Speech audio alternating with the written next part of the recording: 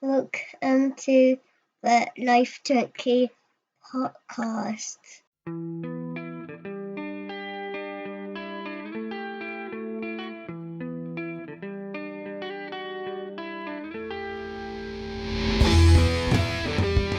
Hello and welcome to the Life Junkies podcast, episode 27.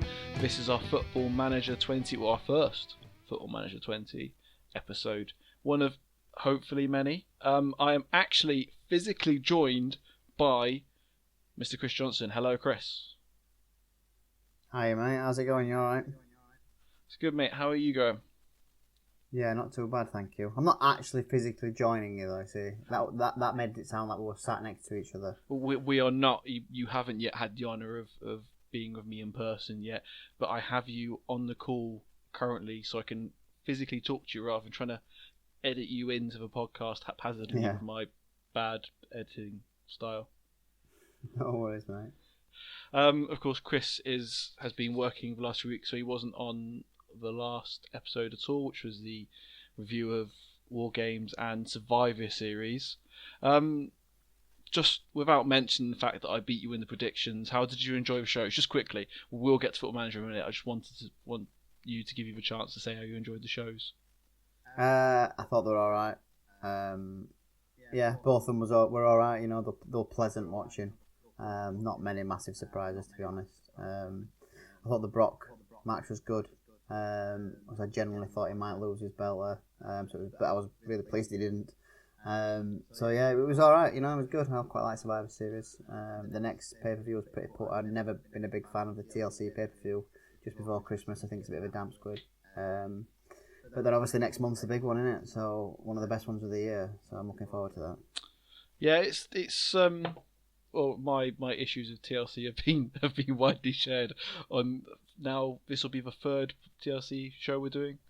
So I sort of dropped that on you a bit. I wasn't planning to do it, but then it jumped into my head as I was introducing you for a bit of intro chat. So we've had that little talk. I'm going to stop it there for a second, and I'm going to come back and talk about parsees because I have an extra little voiceover from Robin that I just want to sneak in here. This is the Life Junkies Football Manager, the Kings of Content Creation. All hail the Kings. So, alright, well, I stuck a little impromptu Football Manager based voiceover in there. So, we're talking Football Manager. Now, for the first bit, we're going to three-part this one now. For the first bit, I just want to talk a little bit about the saves that we have going up onto the Life Junkies website at the moment. So people may have noticed there is at least 2 Football Manager blogs going up every week. We're alternating between Football Manager 18 and 19 content. So we have Blythe Spartans going up. We've got an old Cambridge United save of mine going up. We've got a Nautico save going up, which I got a message on Twitter from someone complaining that I put a Nautico save up, and then the first blog was about Nacional, which I had to explain and send a link to your old Medium post about the mess up and why. I wanted to include that first save, but I wanted to I didn't want to flash it as a Nacional save.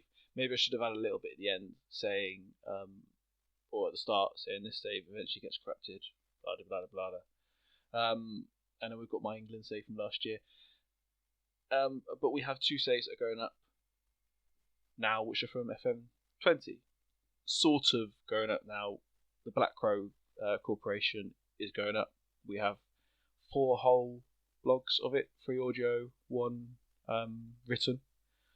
And my Chelsea save should be going up tomorrow from you hearing this, but it might be today from you hearing this, depending on how quickly I can get this edited and done, because by now on Thursdays I should have had this edited and uploading, or at least exporting as a video.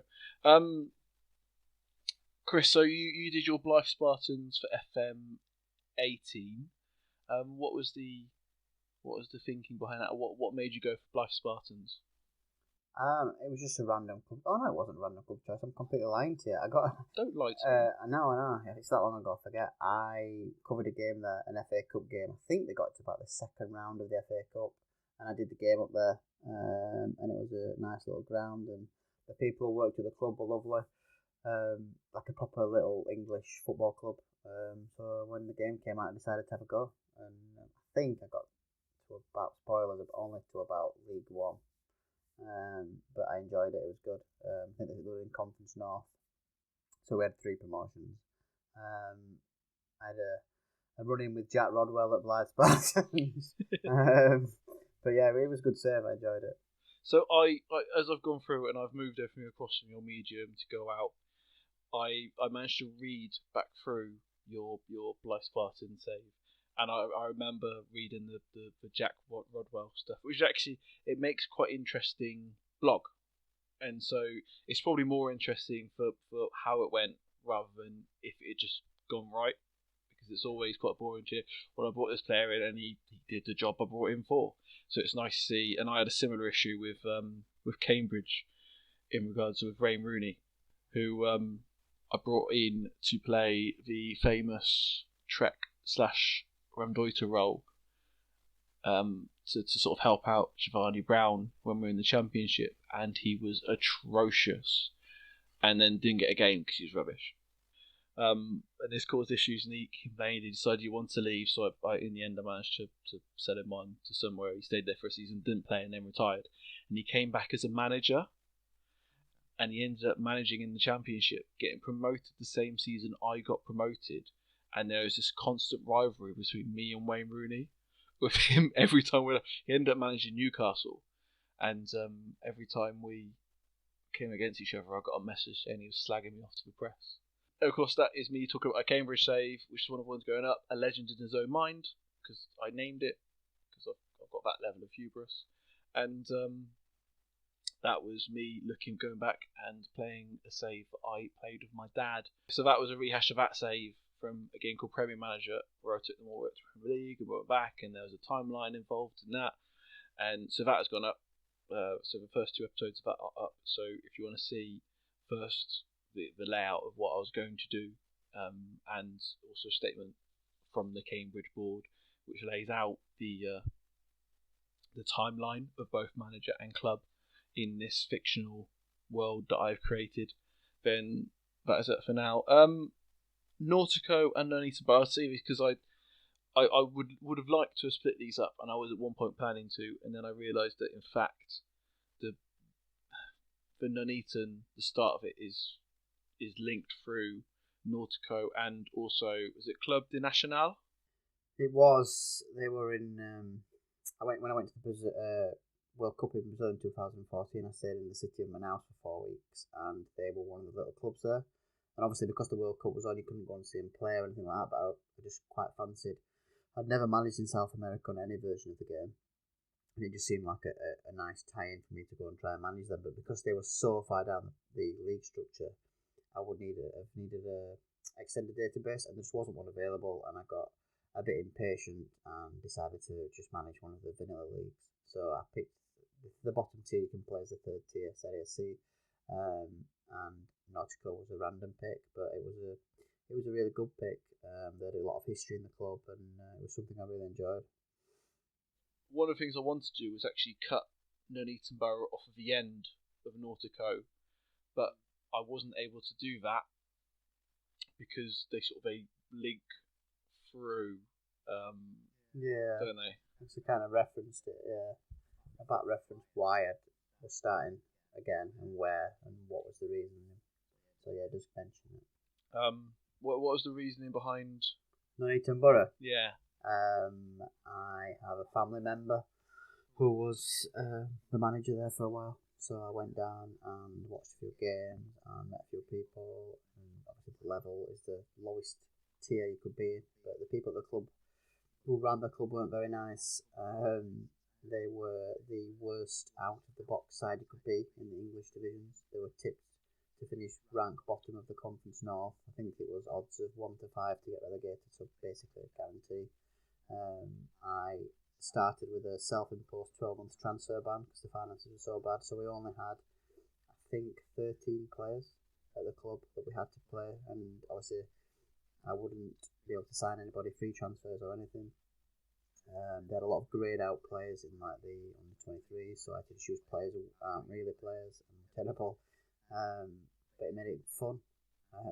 So that's where it came from. That's where it started, and that was season 1, and we managed to do 16 seasons in total, which is probably the most I've ever done on any version of the game. And of course, you ended up. For spoilers, if you haven't kept up with Chris's Medium blog in the past, then question, first of all, why haven't you? But second of all, I'm going to talk just quickly about the end of of both the. But there's so few Football Manager blogs, Chris. How could you not keep up with all of them? Yeah, no, it's not like there's any, is there really? There's not like 15 dropping every day at 9 o'clock in the morning. So, spoilers for both the end of Cambridge and the end of Nuneaton. So Cambridge finished with me winning the Champions League, which I never wrote about in the blog. I did write about it. I did talk about it in my Slack, and there was. Did I do a video of it, or did I just do a video for when I lost? I think I just videoed the one I lost. They're the best games. It's not, because it's just a video of me crying while we lose to Barcelona. We lost to Barcelona, and I think maybe the next season, maybe the second season away from that, we then beat Barcelona. We got them in the final again and beat them this time, and had that triumph moment. I went on to win the Club World Cup. Nuneaton Borough, you managed to win the Europa League, didn't you? I did. Incredible, really.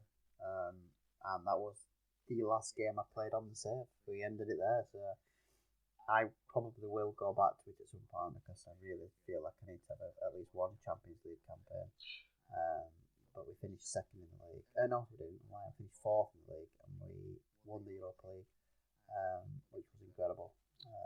And it just seemed a very nice way to finish it. Well, see, the reason I mention this, and you'll probably never ever hear about this again, but I am attempting to piece together a database,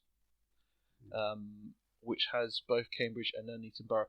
I'm not trying to make some big fusion between our two databases, because I exist in some way, and I have people that depend on me, so I can't just hide in a room for 3 weeks to merge everything together. But I'm trying to plop my Cambridge United Champions League winners and Chris's Nuneaton Borough Europa League winners and plot them in the current database as accurately as I can, which is a pain in the backside. So that's been pushed on the back burner for now, while I'm playing Chris's Football Manager save for him, and B, advising, not playing. Playing Chris's Football Manager save for him. What Chris doesn't know is I'm actually in January now. I've smashed right through it. We're top. We're doing really well. But so I'm trying to do that as well as family things and being a university student, or as a friend that I work with calls me, a dirty scrounging university student. And so that will maybe at some point there may come a blog or a podcast where we sit down and we talk a bit about how Chris has managed to beat me and win the Premier League and Champions League, and I've got relegated. But that will be maybe. The other save, of course, going up from the past is my England save from last year, which is a massive case of unfinished business for me. Certain things sort of transpired so that I ended up pushing it to one side. I will still have it. I still do plan to push through on it a bit, depending on where I am and what I'm doing and what's going on. So anything I write will just be plopped onto the end of what's going on, what's already planned to go out throughout the. But the idea behind that was it was based around Jonathan Wilson's book, Anatomy of England, where he talked about England's tactical styles for the past 10 big matches that defined English football. So I start with Gareth Southgate's England, but we go back and there's a few regrettable tactical styles, and unfortunately so far I haven't quite hit the heights of my first Gareth Southgate save, which I managed to get sacked and still get to the semi-final of the European Championships. Yeah, well, don't forget Wales got to the semi-final of the European Championship. No. Not that big a feat. I got to the final of the European Championship. I'm selling myself short. And again, like my first attempt to win the Champions League of Cambridge, we lost to an extra time goal to Italy. Oh, mate, I was gutted. I thought we got it. Really did. But, so these are saves you can follow that are going up now. You could find the original homes. Both of mine were hosted and are still, I believe, hosted on Andre Ocasio-Rente's great site. He has me, of course. I am the main draw, but he's also got him, who is he is a far more knowledgeable football manager player than I am, and he has guys like former podcasting personality Ed Wilson, and a few other guys, and Chris is all hosted on his Medium site, which I presume he'll be shutting down now because he doesn't need it anymore.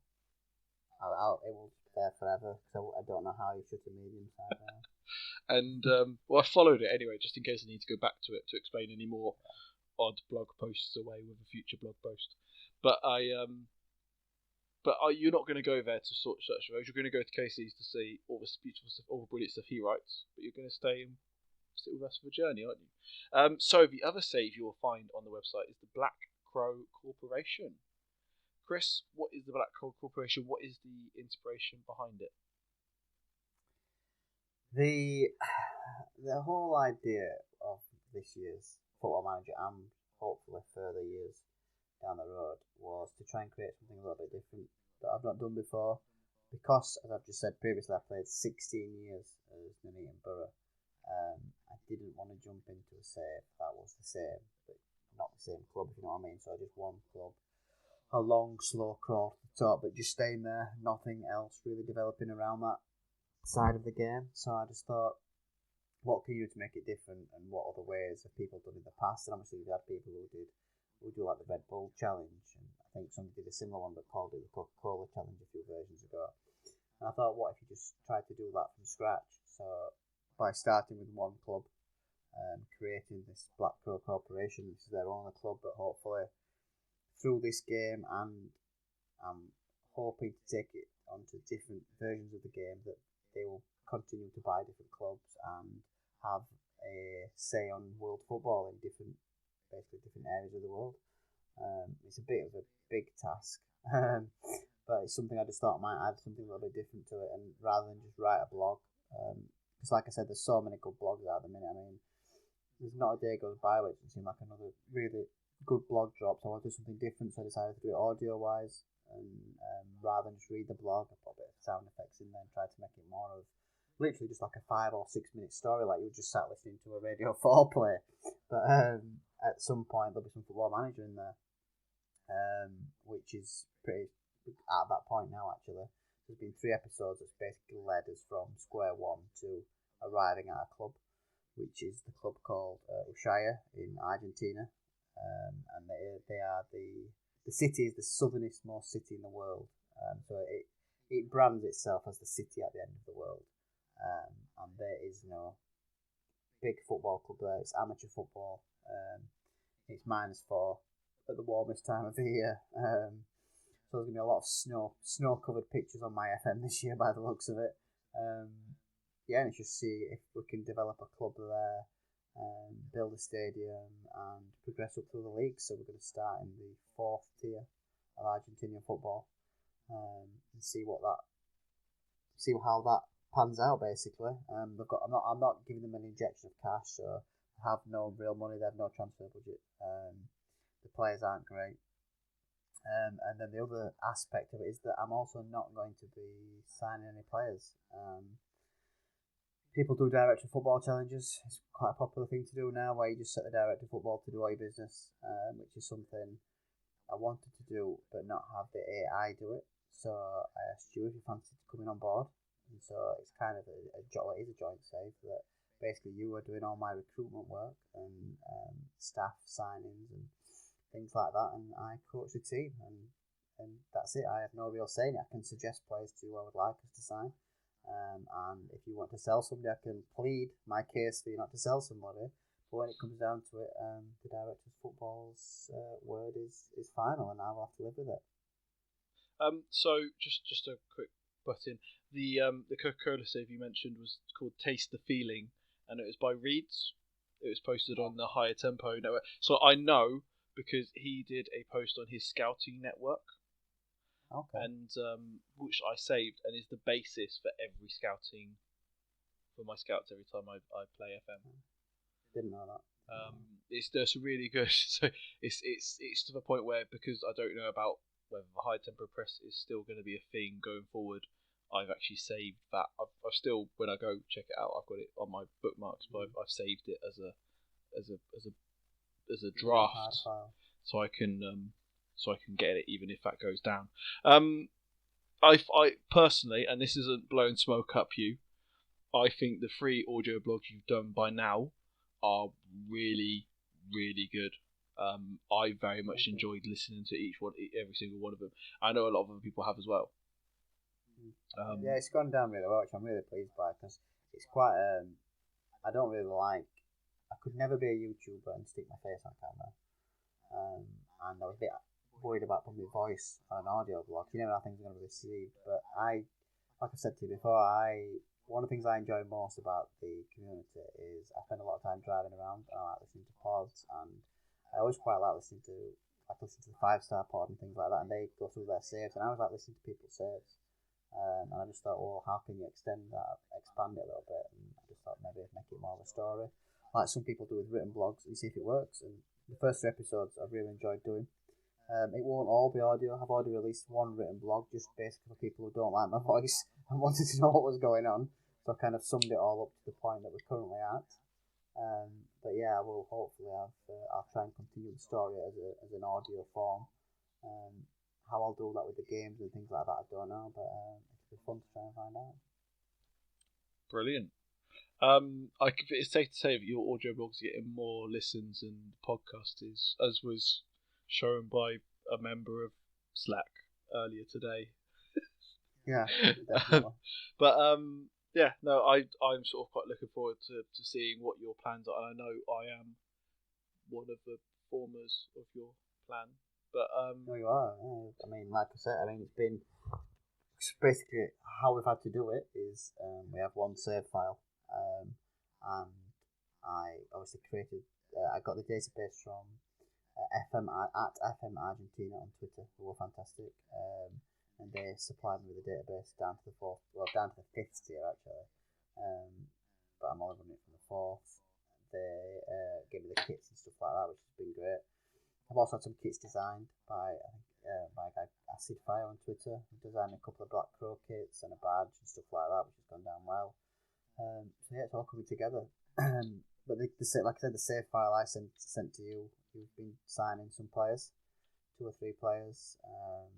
I've asked for a couple of players that I've noticed still haven't arrived. Last time I got the save file, and I will keep asking specifically for the striker, because I think it's only a couple of days away before pre-season starts, and then the game will get going properly. And yeah, I'm looking forward to it.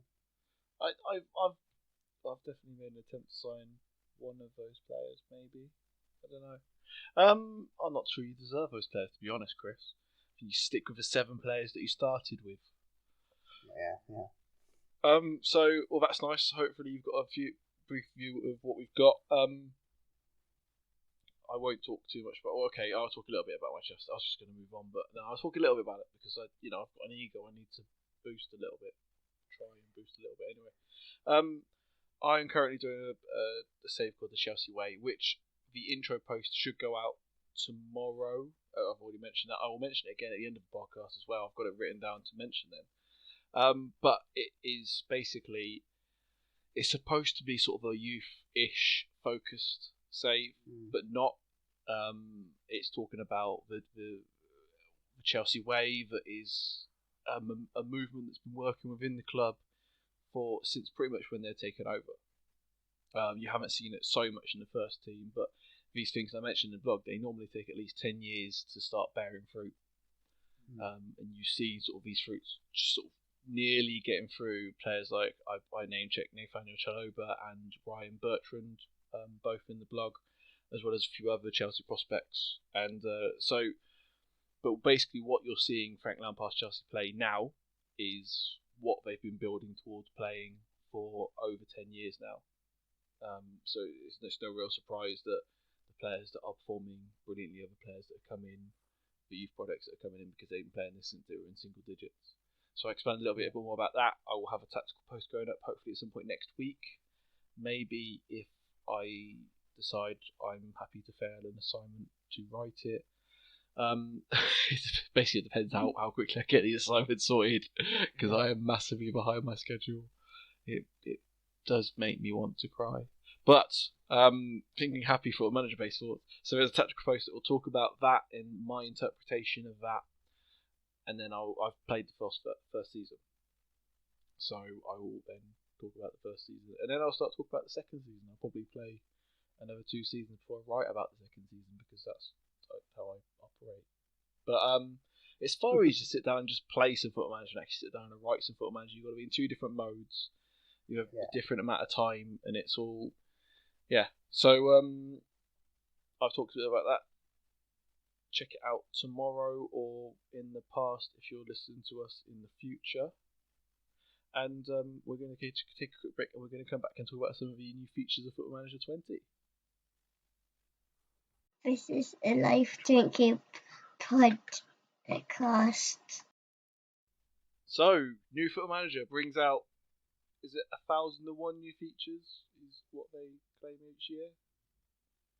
That's a bit. That can't be right.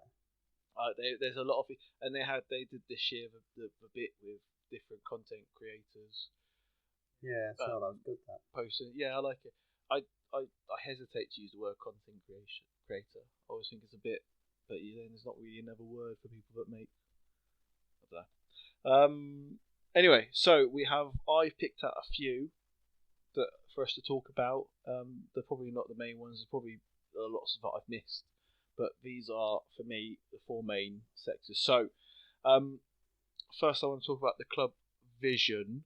Now, I think it might be just because I am managing a top club, so it's not really, the vision is win, or at least be in the contention for winning. I'm sure if we were doing saves with smaller teams like Nuneaton or Cambridge, like the one we're managing, like the one you're doing. Yeah, we haven't started that, and I haven't seen the club vision. What is the club vision for a share? Stay in the 4th tier. That was it. Actually, no, you did send that to me, didn't you? It was just that is for the next load of seasons. 5 years. 5 years of just stay in that league. Well, stay in the league. Stay in the league. To be fair, they have 7 players, so it's not like that is a no, it's not. A slight disadvantage.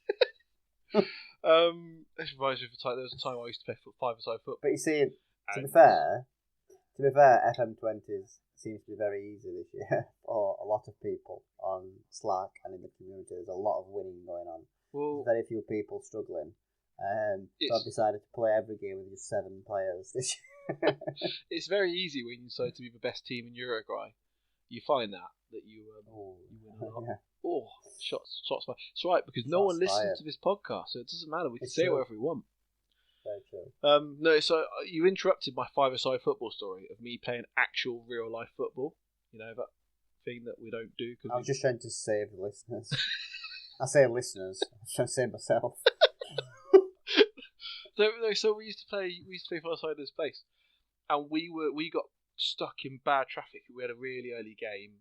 We literally out of work, in the car, straight up, getting changed in the car with our mates text us. We had 4 of them were there, 3 of them were there, I think. Text us, say, "Oh guys, where are you? Like they're making us play." And so they had to start the game 5 against 3.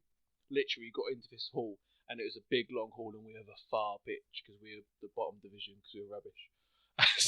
And I sprinted right up past this narrow thing, jumped straight onto the pitch, and in my excitement to get into the game, I went straight through somebody and got myself sent off.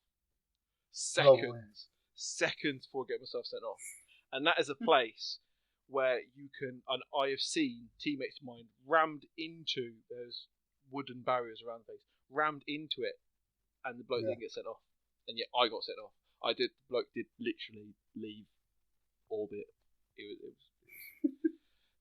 anyway, so Club Vision. I haven't really been massively impressed with it. I don't see what it does. It feels like, to me, like it's a feature that's always been behind the scenes.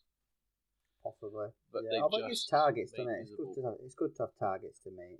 It's good to have targets to meet, and this brings it to the forefront. So obviously, and it adds another way of playing the game. Obviously, it's, previous versions you take over a club and you might yourself say, "Oh, I'm going to only sign players under 23," but if you don't, nobody really cares.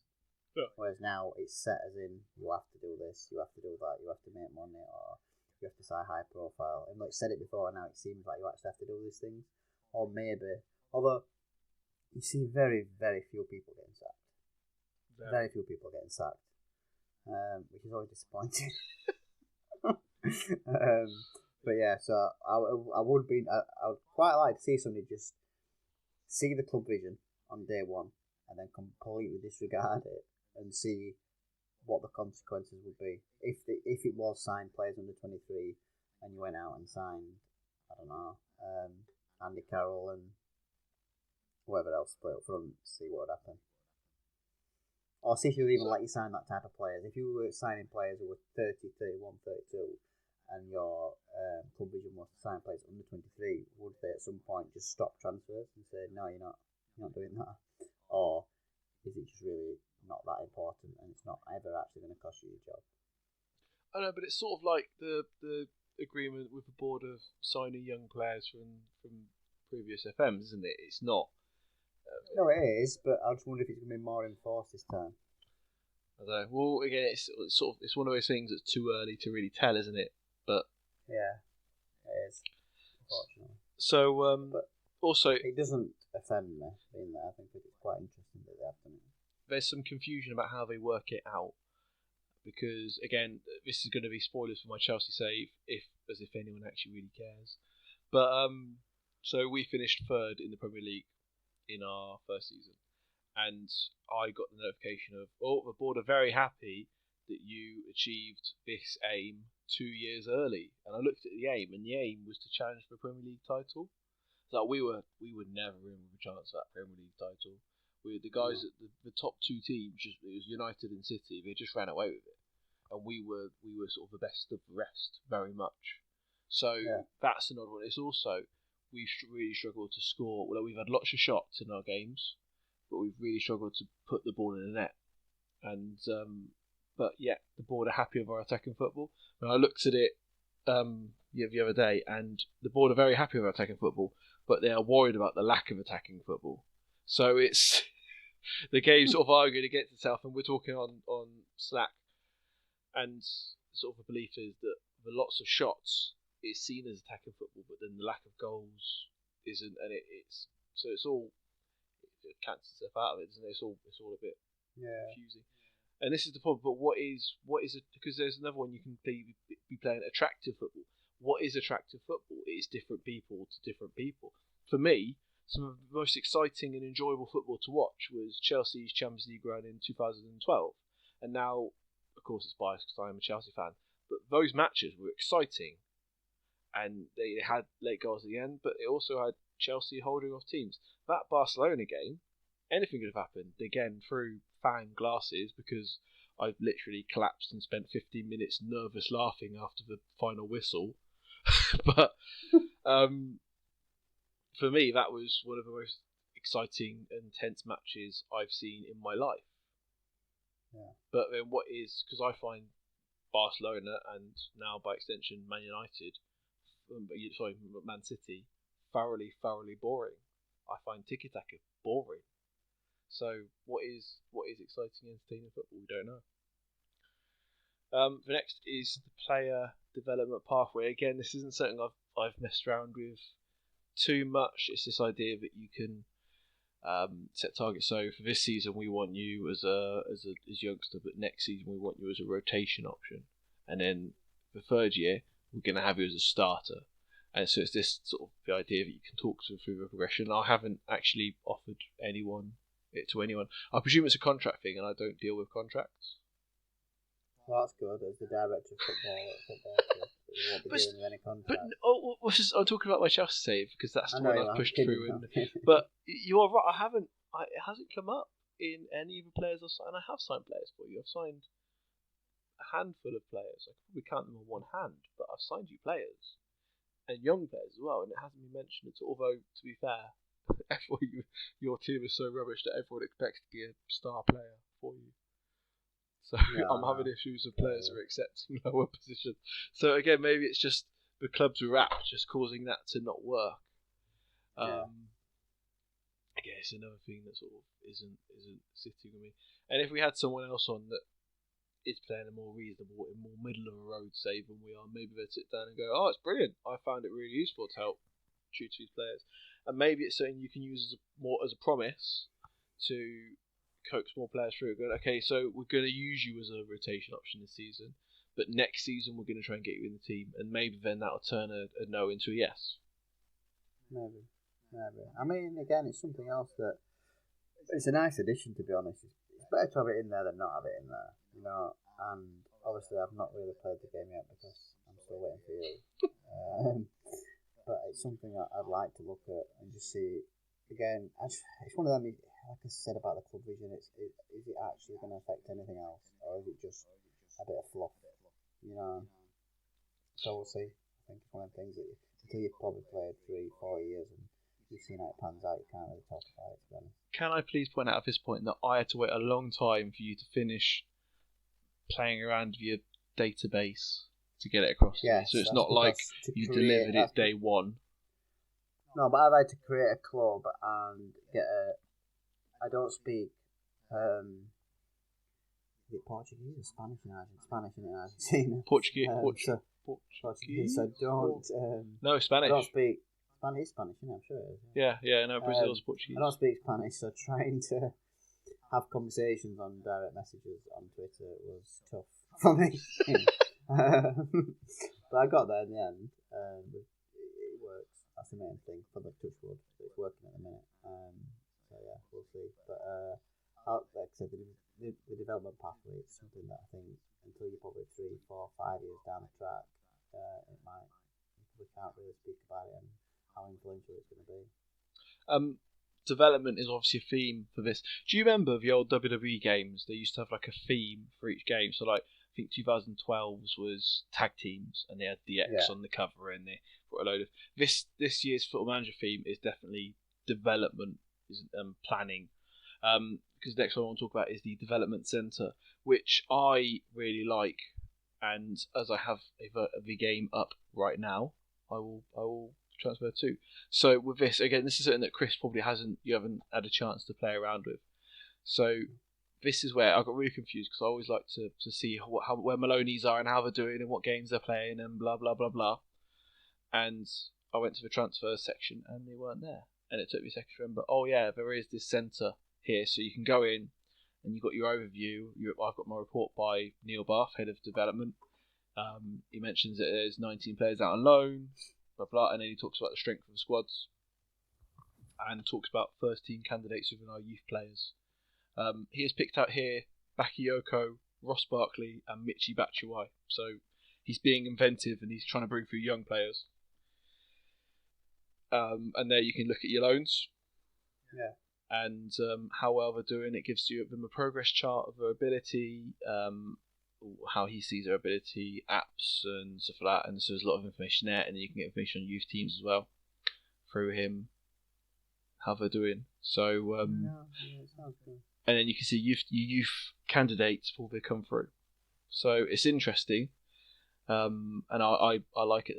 There's nice little stats there for nerds like me. Yeah, I think that's a good addition just because it's given more information to the player, and anything that's given me more information, I see as a positive, really, to me. Yeah. But a good decision. No, I agree. Sounds good. And then along with that, you get your yellow manager, who for me is of course the legend. It is Claude Makelele. Or you've got a youth manager and technical director. Now technical director is off slightly, but the loan manager is as the clues in the name, he manages your loans. But he's the guy that you didn't have to explain that to me. I know. You think up north we don't go to school, but I did get that loan manager is somebody who manages loans. But you don't, do you? You don't actually go to a school. Not anymore, man. 39 years old. Hey, there's nothing wrong with being older and going back to education, alright? Even if you've got to sit in a class with a load of 18-year-olds that are just talking about the night out they went to before, but they didn't invite you because you're 12 years older than them. But anyway, back to the podcast. So, so I haven't really worked out what the technical director's supposed to do. I think it's something to do with staff. But you still got the director of football who is there as your be-all and end-all of everything. There's also another thing I noticed as the last bit of this segment, that you have more freedom when it comes to responsibilities of transfers. So, for example, you can, if you put a player on your development list, you can say, well, I want them to go to a club with at least this level of facilities, this level of this level of playing time, I want them to pay this level of wages, and then they will reject any offers that don't quite meet those standards. Yeah. Which is really good and frees up your space. And you can do that just in general. You can set your loan manager to only accept offers for any players that you put out, as well as your so I've got my director of football is the one that offers players that I'm trying to transfer.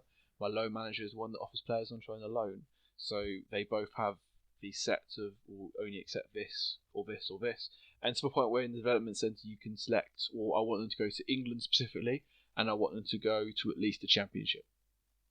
Okay. So you can set, I want them to go somewhere with a good training facilities, pay handset wages, I want them to be a regular starter, and I want them to be in the Championship. And then they will only get a loan there, if that comes in, of course. So, I mean, obviously, I'm very aware that obviously I've not played the game much, so trying to speak about these 4 new things is difficult. Yeah. But all 4 to me do sound like massive improvements on the game. Just from an enjoyment point of view, and just like you said about getting more information, and I do think that once you've played it for 3 or 4 years, you might find them a lot more informative and a lot more helpful than probably what it is in your first season, when you're trying to get used to it. Yeah. Well, I don't know. I'm worried the first 2 might be a bit of a medical centre, where it's a bit it's information, but it's not.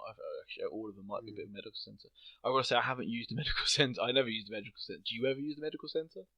No, I don't. But there's buzz, and they get to talk about, and it is improvements, and you can't say they're not big improvements, because they are, because it's they can have big consequences, as long as it's not just bringing something that was there back. But I don't know.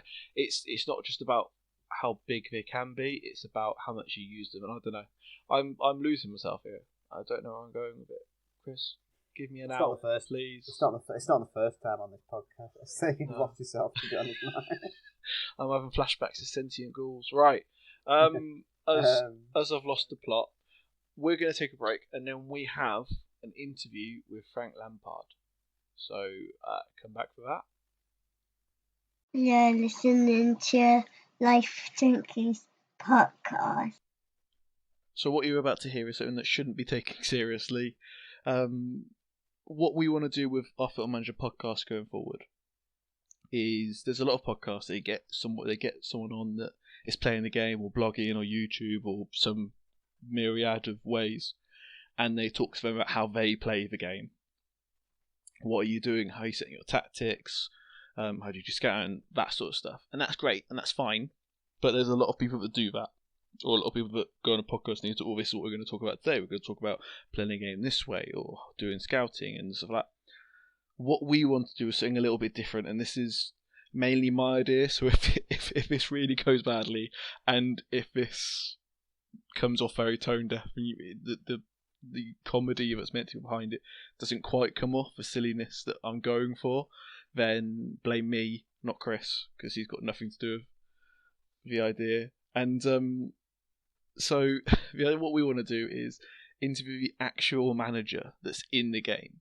So, for example, in the interview that I'm going to do with Chris, hopefully next week sometime, I will be interviewing Tommy Larson, not Chris Johnson. So what we're doing here is you'll be interviewing, it's me of course, but under the guise of Frank Lampard on my Football Manager save.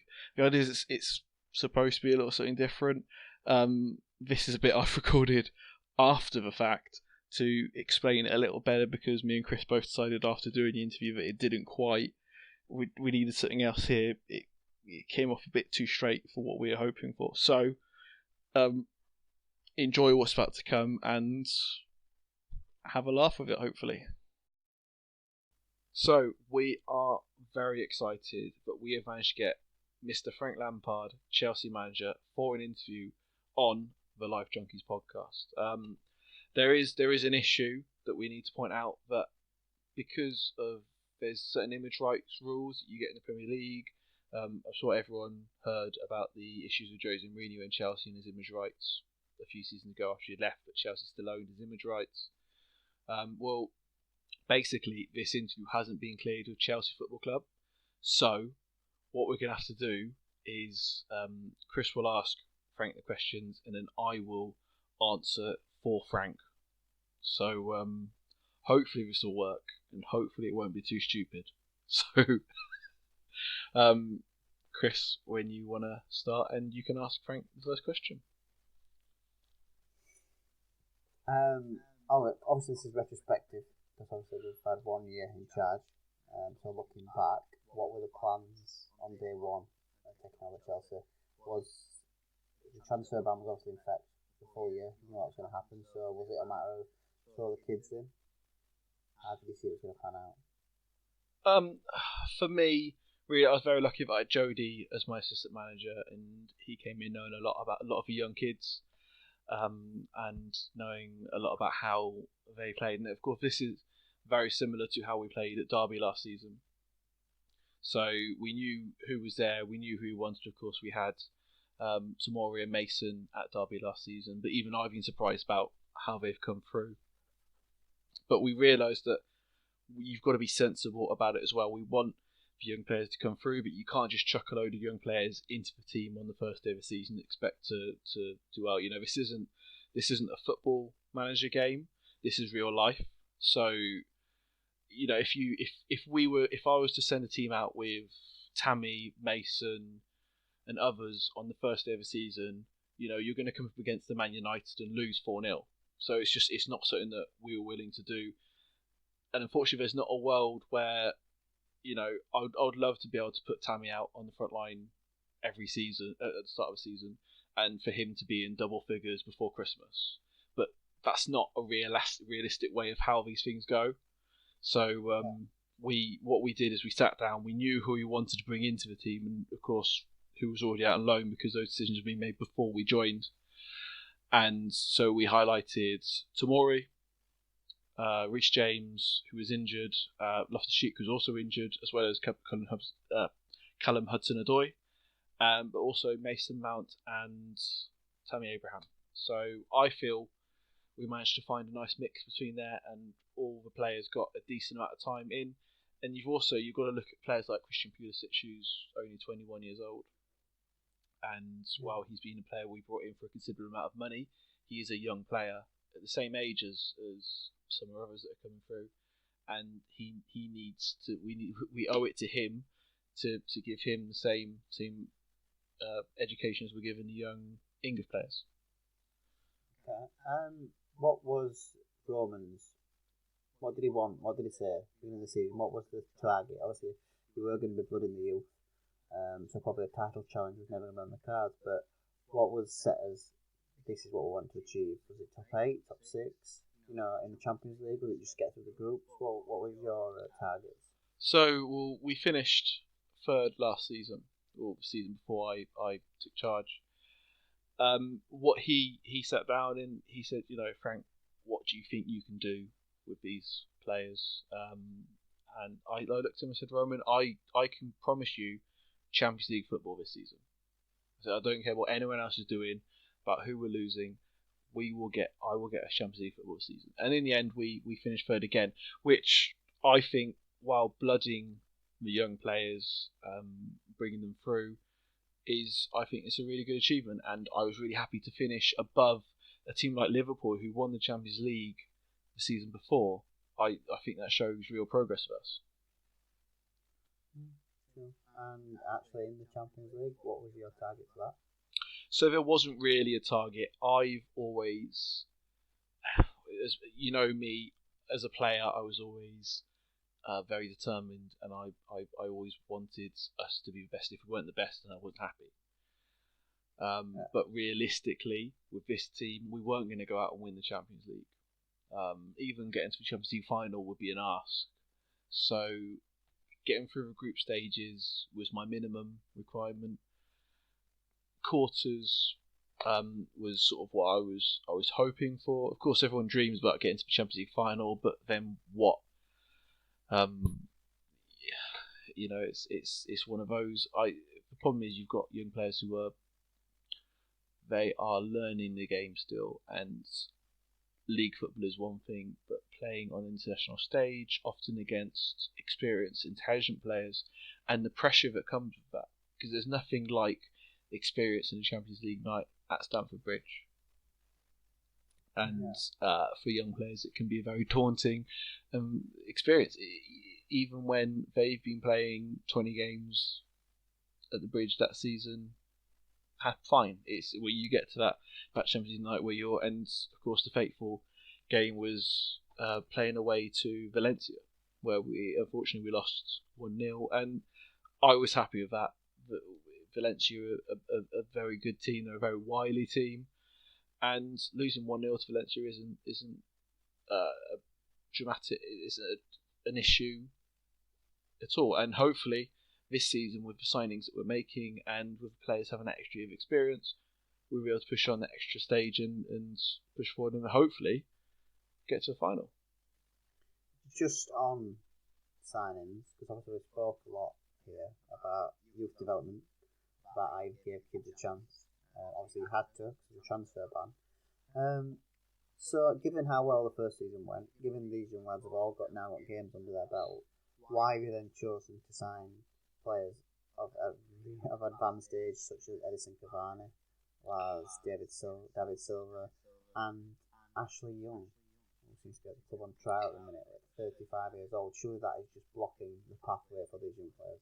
So Ashley came for a trial. We had a few other guys on trial who have now signed and moved on. Ashley's not coming to the club full time.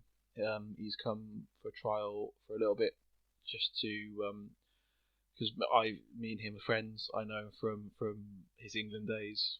So he came as a favour to me, in the same way that Jody, when he first came to the club, he came to keep himself fit, and he ended up taking on a coaching role and moving forward with us. Well, Ashley's not. He's still said to me that he's still keen to keep playing, so he won't be coming in with a coaching role. And for now, he's there until someone else comes in to give him a contract. Now, talking about Cavani and Edison Cavani and David Silva, well, we have let Olivier Giroud go this season. Michy Batshuayi, he's gone on loan, as your very intelligent and good-looking co-host mentioned earlier in your show.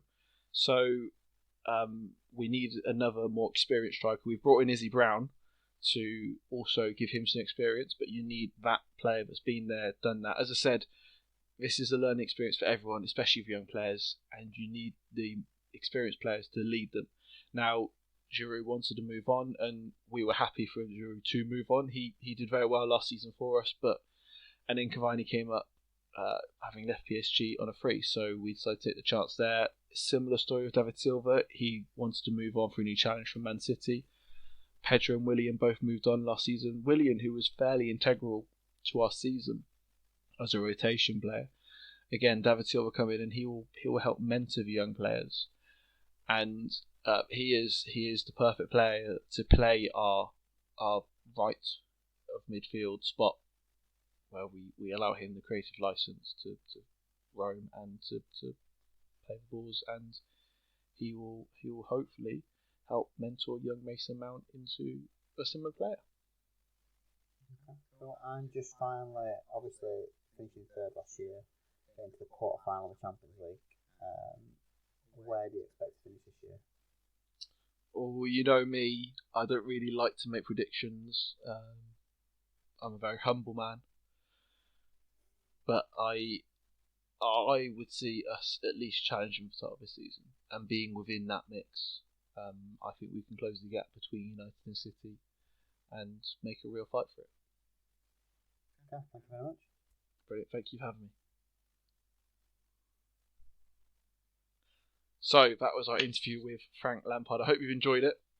And we have a surprise for you, because on the Black Crow Corporation blogs at some point coming up soon, I will have an interview with Tommy Larson, and we'll be hopefully talking about his origins in football management, because he's a manager that sort of has just appeared on the scene at Ushare, and hopefully we'll be getting that coming to you soon.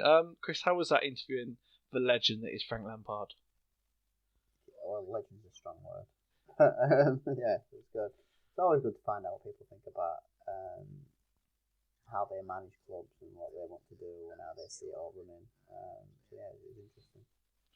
Brilliant. So thanks for listening, and just time for me to pop in our social media links. You can find me on Twitter and Instagram at Brazier25.